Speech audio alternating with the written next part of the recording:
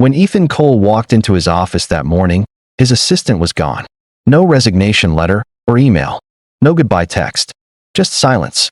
Her desk, which was usually neat and glowing with life, sat empty.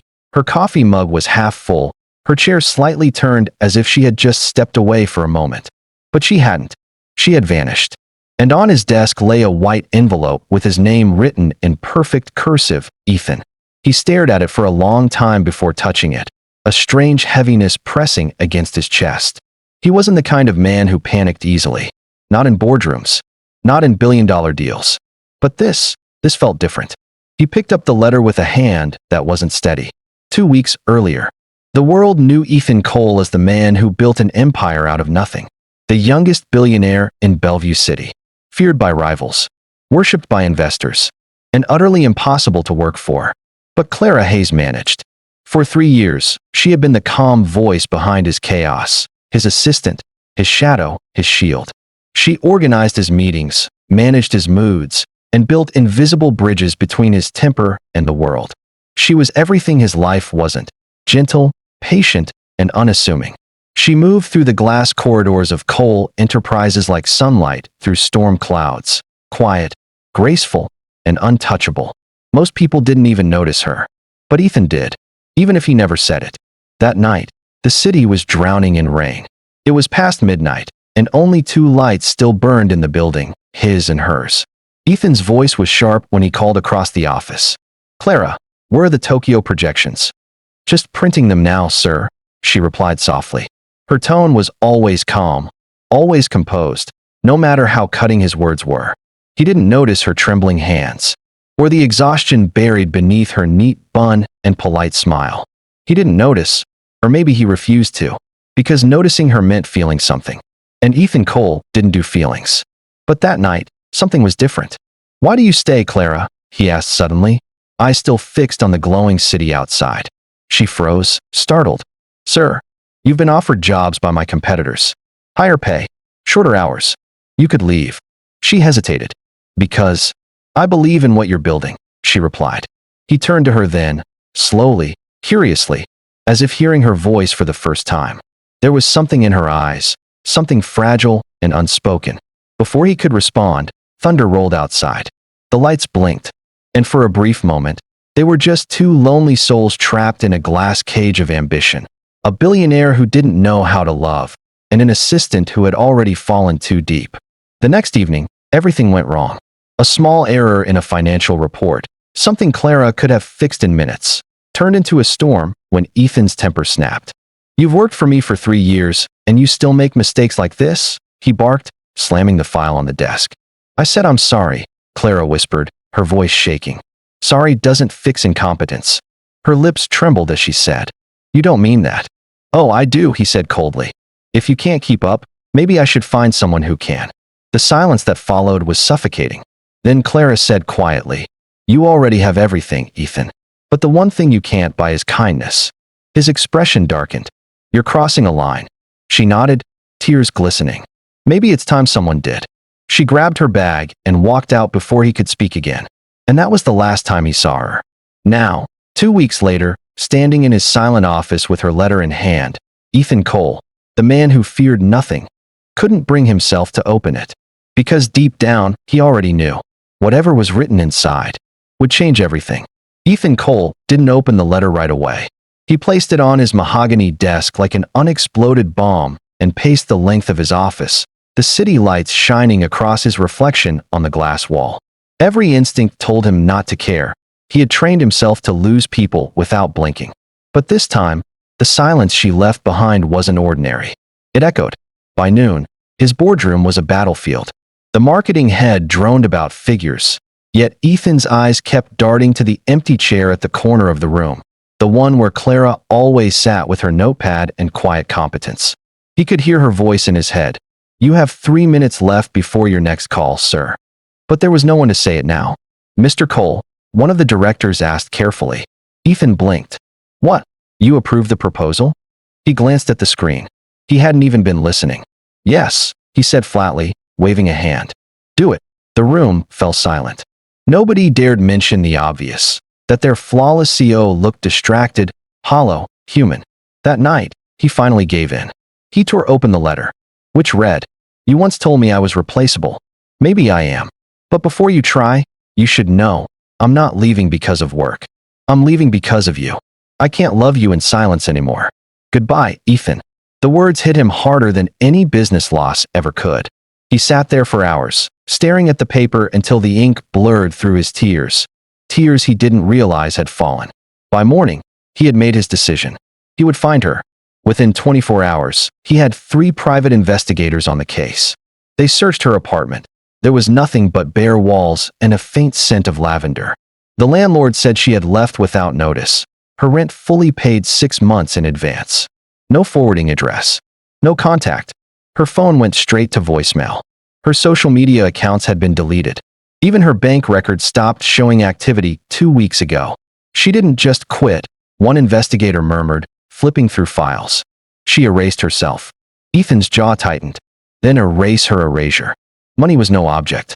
Every contact, every database, every camera in Bellview was scoured.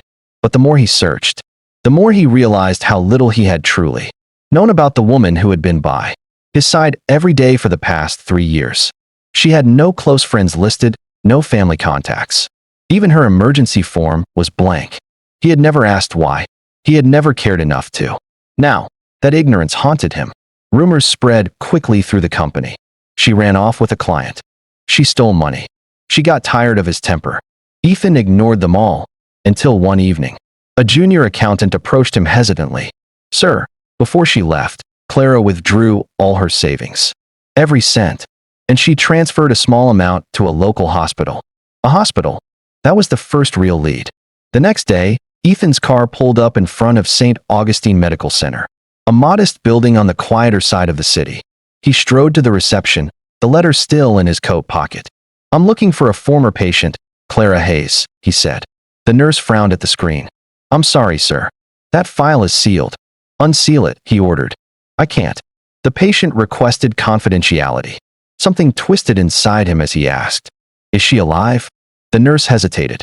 "I can't disclose that either." Her pitying glance was worse than an answer. Ethan left before his rage could escalate. Back in the car, he sat motionless. If Clara was sick, if she had been suffering under his nose.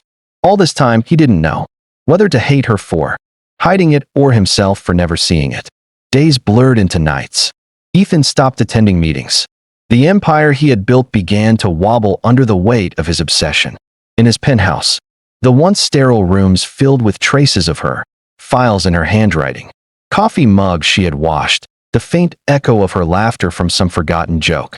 One evening, he stood at the window, his reflection looking like a stranger. For the first time in his adult life, he wasn't Ethan Cole the billionaire. He was just a man who had lost someone he hadn't even known. He loved until she was gone. Then his phone rang. "Mr. Cole," said the investigator's voice, low and cautious. "We found something." Ethan's heart lurched. "Where?" "A coastal town 2 hours from Bellevue." A woman matching her description checked into a small clinic there 3 months ago, under a different name. "What name?" "Clara Reed." Ethan didn't breathe for a moment. Then quietly, dangerously, he said, "Send me the address." That night, Ethan packed a single bag, tossed his phone aside, and left Bellevue City without telling anyone. Outside, thunder rolled across the sky, the same way it had the night she walked out of his office. Only this time, Ethan wasn't the storm. He was the man chasing it. The road to Greystone Bay stretched long and empty under a silver moon. Ethan drove like a man possessed, the city lights fading behind him, the storm clouds rolling ahead. He hadn't slept in 2 days. His tie hung loose, his shirt sleeves were rolled up, and the mighty billionaire looked nothing like the face on magazine covers. He looked haunted. Every mile between Bellevue and that small coastal town felt like an accusation. How many times had Clara sat across from him, pale and exhausted, while he barked orders without seeing the pain behind her polite smile? Now she was gone, and he was chasing ghosts. By dawn, the city skyline had melted into sea mist and wooden houses. Greystone Bay was nothing like Bellevue. No glass towers, no noise, no rush. Just quiet streets, salt air, and the low cry of gulls. Ethan parked outside the clinic the investigator had mentioned. It was small, pale yellow walls, potted plants at the entrance, the faint smell of antiseptic and sea breeze. Inside, a nurse at the reception looked up nervously when he showed her a photo. "Have you seen this woman?" he asked, his voice low but firm. Her eyes scanned the picture, Clara smiling faintly at an office event, her brown hair tied neatly, her eyes warm and kind. The nurse hesitated. "She was here. A few months ago. But she left suddenly." "Why was she admitted?" "I can't say," the nurse whispered, lowering her gaze. "But she was fragile." Ethan's heart twisted. Fragile? The nurse swallowed hard. "Sick. And afraid." That word hung in the air. Afraid of what? Afraid of him? The nurse told him Clara had rented a small apartment near the pier. When Ethan reached it, the place was quiet. It was a one-bedroom flat with faded curtains and a small balcony overlooking the ocean. He knocked, but there was no answer. He tried again, yet nothing. But when he turned to leave, something caught his eye, a piece of paper wedged under the door. He bent down and pulled it out. It was an unpaid medical bill, dated 4 months earlier, bearing a name that made his heart jump. Clara Reed. Maternity ward. His pulse quickened. He wasn't sure if it was fear, anger, or something far deeper, but it felt like his world had shifted again. He stumbled back to his car, gripping the bill like it held the last thread of truth. Clara had been pregnant. With whose child? The answer came faster than reason could deny. The memory hit him like lightning. That late night in the office, when he had come back after a charity gala, slightly drunk, agitated, and broken. He had been cruel that night. Sharp words, had too much whiskey, and too much loneliness. Clara had stayed behind to check on him, her voice gentle but firm. "Go home, Ethan. You need rest." He had looked at her, for the first time. The curve of her jaw, the warmth in her eyes, the way she cared when everyone else was afraid to. And then, before either of them could think, he kissed her. It was a brief, trembling kiss that tasted like guilt and longing. They never spoke about it again. The next morning, she had returned to work like nothing happened. And so had he, burying it under contracts and silence. Until she disappeared. Back to present. Ethan sat in his car by the pier, staring at the crashing waves. His phone buzzed. It was the investigator again. "Sir, there's something else." "Go on," Ethan said tightly. "We checked local birth records. 3 months ago, a woman named Clara Reed gave birth at St. Anne's maternity clinic. The air went out of his lungs. Is she still there?" "No, sir. She checked out 2 weeks after delivery." "But the baby? What about the baby?" Ethan demanded. "The baby's birth certificate lists no father's name." Ethan closed his eyes. His heart pounded so loud it drowned out the sound of the sea. He didn't need confirmation. He already knew. Later that evening, he walked along the narrow market street, hoping for another clue. He stopped by a small photo shop. Inside, on the counter, he saw a framed photograph waiting for pickup. A woman stood by the ocean, cradling a small baby wrapped in a yellow blanket. The light hit her face just right. Soft, familiar, unforgettable. It was Clara. The shopkeeper returned and noticed his stare. "Oh, that one. Sweet lady. She comes here sometimes to print photos for her baby album. She said she moved into the fisherman's quarter recently." Ethan's hand trembled slightly as he paid for the photo. "Thank you." He stepped outside, staring at the picture again. Clara looked peaceful, but tired. The baby, maybe 2 months old, had dark hair and, God help him, his eyes. His eyes. That night, Ethan couldn't sleep. He sat by the motel window, the sea wind howling outside, the photo lying on the table beside her old letter. He had built an empire, but he couldn't even protect the one person who truly mattered. He had broken her, pushed her away, and now, she had carried his child in secret. He whispered into the darkness. "Clara, what have I done to you?" Outside, the tide rose high against the rocks, restless, unforgiving, just like the man who would stop at nothing to find her. Because now it wasn't just about love or guilt. It was about redemption. And tomorrow, he would find her. Morning light broke over Greystone Bay, soft and golden on the waves. The town was waking slowly, fishermen pushing boats into the water, children running barefoot along the shore. Ethan Cole stood by his car, staring at the horizon. The sea air stung his lungs, and exhaustion sat heavy in his bones. But he wasn't leaving until he found her. He walked the narrow paths behind the pier, where the small houses leaned close together. The salty wind carried the smell of soap, charcoal, and seaweed. At the far end of the lane, he saw her. Clara was hanging washed baby clothes on a rope line. The morning light caught the soft curls in her hair. She turned and froze. For a moment, neither of them spoke. The distance between them felt like an entire lifetime. Ethan took one slow step forward. Clara. Her lips parted. What are you doing here? He swallowed hard. Finding you. Her hands trembled, gripping a small blue shirt. You shouldn't have come. I had to. The baby inside the small house began to cry, a fragile, high-pitched sound that pierced the stillness. Clara turned away instantly, rushing inside. Ethan followed, his heart hammering. Inside the tiny house, sunlight filtered through thin curtains. Clara lifted the baby, a little boy, and held him close, her hand stroking his back. The child's eyes opened briefly, soft brown with flecks of gold. Ethan stared. His chest tightened. That's mine, isn't it? Clara didn't answer, but tears filled her eyes. He stepped closer. Clara, answer me. She looked down at the baby, her voice barely a whisper. Yes. Ethan took a shaky breath and looked away, covering his mouth with his hand. For a man who had faced ruthless investors and cutthroat politics, nothing had ever broken him like this. Why didn't you tell me? He asked finally, his voice low but trembling. Clara laid the baby back into the crib. Because I couldn't. You think I wouldn't have taken responsibility? That's not what I was afraid of. Ethan frowned, anger and confusion mixing. Then what were you afraid of, Clara? Me. She turned to him, eyes blazing with quiet pain. Yes. The word hit him like thunder. I was afraid of you, she continued, voice shaking. Afraid of what you would turn this into. Another problem to manage. Another weakness to fix. You don't love, Ethan, you control. And I didn't want my child to grow up as something you owned. Ethan's jaw clenched. That's not fair. No, she said softly. You humiliated me in front of the staff. You crushed every bit of warmth I tried to offer. And the one night you let your walls down, you regretted it by morning. He was silent. She stepped closer. I didn't leave to punish you. I left to protect my peace. He stared at her, then at the baby. You were sick, too, weren't you? Clara froze. The hospital record, he said.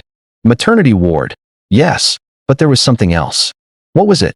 Clara sighed, lowering herself into a chair. Anemia. Severe. The pregnancy nearly killed me. The doctor told me I couldn't handle stress or overwork. Staying in Bellview, staying near you, would have destroyed me. Ethan's eyes softened, the fight draining out of him. You went through that alone? Yes. He rubbed his face, his voice shaking. God, Clara. If I had known. She interrupted gently. You didn't want to know. You never looked close enough. Silence filled the room. It was heavy, raw, and final. The baby cooed softly, unaware of the storm swirling around him. Ethan sank into the chair across from her. I can't change what I did, but I want to try. She looked at him, her tears shining. You can't fix this with money. I'm not trying to buy you, Clara. His voice broke slightly. I need to make things right. For both of you. She turned away. It's too late. No, he said quickly. It's not. I'm not asking for forgiveness tonight.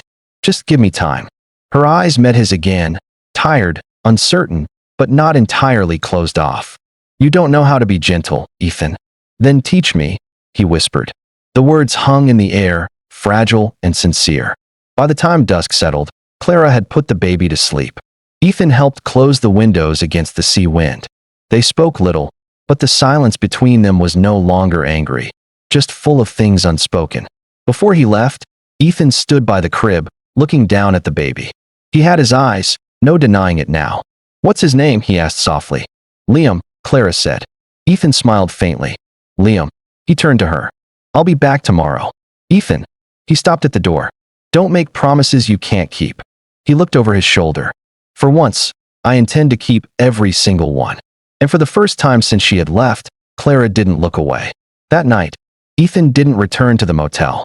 He parked by the bay and watched the waves crash beneath a bleeding sunset. For years, he had built walls to keep the world out. But now, for the first time, he wanted someone to break through them. And he knew, if he ever got her back, he would never let her go again. The next morning, the air over Greystone Bay was thick with fog and the scent of rain. Ethan arrived early, carrying a bag of groceries in one hand and a small teddy bear in the other. For a man who once negotiated billion-dollar deals without flinching, He looked strangely nervous, standing at the door of a weathered seaside cottage.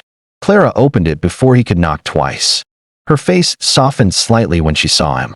"You're persistent," she murmured. "I learned from the best," he said quietly, stepping inside. The house smelled like baby lotion and warm bread. A small radio played softly in the corner. For a moment, Ethan imagined this was what home felt like, and the thought broke something deep in his chest. He set the groceries on the table. "You haven't been eating well," he said. She raised a brow. "And you can tell that how? You used to skip lunch at the office when you were stressed. You look like you've done a lot of that lately." Clara gave a small, unwilling smile. "You remember that?" "I remember everything," he said simply. Over the next few days, he kept coming back. Sometimes he brought food, sometimes medicine, sometimes just silence. He didn't try to take over her world, not this time. He just wanted to exist in it. He washed dishes while she fed Liam. He fixed the creaky door while she folded laundry.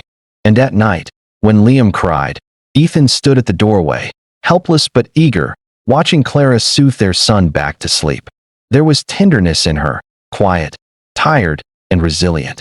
And for the first time, Ethan saw it not as weakness, but as strength. The rain returned one evening, pounding hard against the windows. Power blinked off and on, and Clara lit a candle on the table. Ethan was sitting opposite her, his sleeves rolled up, his hair damp from running in the rain to get milk for Liam. "Why are you doing this?" she asked softly. He looked up. "Because I should have done it long ago." "I mean, what are you really after, Ethan? Guilt can look like love sometimes." He leaned back, his jaw tightening. "Then tell me what love looks like to you." Clara hesitated. "Love is patient. It doesn't control. It listens. It sacrifices." He met her gaze. "Then teach me how to love you that way." Her eyes filled with tears. "And what if I can't trust you again? Then I'll keep showing up until you can." The silence that followed wasn't heavy. It was raw, honest, and real. The next day, Ethan received a call from Bellview. His board was threatening to replace him as CEO. Stock prices were dipping. The press was asking where the infamous Ethan Cole had disappeared to. He stood by the window, his phone in hand, torn between two worlds: the empire he had built and the woman who had quietly rebuilt him. Clara noticed his silence. "You have to go back," she said softly. He shook his head. "Not yet. You will lose everything if you don't." He turned to her. "I already did. You and him, you were everything." Her throat tightened. "Ethan, I spent years chasing power, and it gave me nothing. I don't care about the company anymore." She stepped closer, touched his arm gently. "Don't throw it away. Don't make me the reason you fall." He looked down at her hand on his sleeve. "You're not the reason I'm falling, Clara. You're the reason I'm learning to stand." For the first time, she didn't pull away. Weeks passed. Ethan stayed in Greystone Bay longer than anyone expected. He didn't bring up the past. He didn't demand forgiveness. He just showed it, day after day. When Clara was too tired to cook, he did. When Liam was restless, Ethan rocked him to sleep. He learned how to hold a bottle, how to laugh without thinking about business, how to exist in quiet moments that didn't make money but made peace. And slowly, painfully, beautifully, Clara began to soften. One evening, as they sat on the porch watching the sun sink into the sea, she said quietly, "You've changed." He turned to her. "You changed me." For a moment, she looked away, but her hand brushed his, and she didn't move it. Just when everything seemed fragile but hopeful, Ethan's phone buzzed again. It was another call from his board. He stepped aside to answer, his tone calm but firm. "Yes, I'll be back," he said. He hung up and looked at Clara. "I'm leaving tomorrow. I have to set things right in Bellevue. But I'll come back." She studied him for a long time. "You always say that, Ethan." He nodded. "And this time, I'll mean it." Then, quietly, she said, "If you come back as yourself. Not as the billionaire everyone fears. Come back as the man who made my son laugh." Ethan smiled, a small, real smile. "Deal." That night, as he packed his bag, Liam stirred in his crib. Ethan bent over, brushing a thumb across the child's soft cheek. "I'll be back, little man," he whispered. "And when I do, I'll make sure you know your father isn't just a name in a file." From the doorway, Clara watched him, her heart breaking and healing all at once. For the first time since the night she'd left, she allowed herself to believe in him.